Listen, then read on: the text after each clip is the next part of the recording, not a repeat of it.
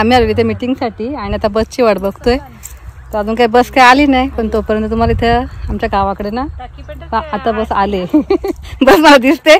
पण तोपर्यंत तुम्हाला मी एक औषधी वनस्पती दाखवते आणि ती खाण्याच्या पदार्थात वापरतात ती दाखवते. चला तर मग बघूया ती कुठली वनस्पती आहे. तर ही आहे ती वनस्पती, ही बांधावर असते प्रत्येक ठिकाणी ही मिळते आणि मग जाऊन दाखवते. आता वास पण खूप छान येतो. तरी आहे बस पण मारविली आणि आता ती आमची बस पण आली. तर इथं तुम्हाला औषध उपयोग सांगते. आपल्या जर जखम झाली ना, शेतामध्ये पहिले काम करायचं ना, तेव्हा कापलं तर इथं असा पाळाचा चुरगळायचा असा हातावर आणि याच्यात असा रस काढायचा आणि तो त्या जखमेवर लावायचा. म्हणजे लगेच जखम अशी भरून निघते. म्हणजे असं धुमतं पण बरी होते.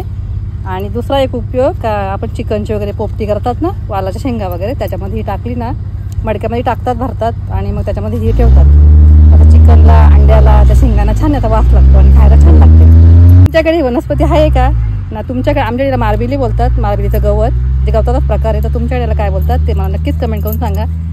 आणि हा व्हिडिओ कसा वाटला तेही कमेंट करून सांगा आणि चॅनल आपल्याला सबस्क्राईब करा.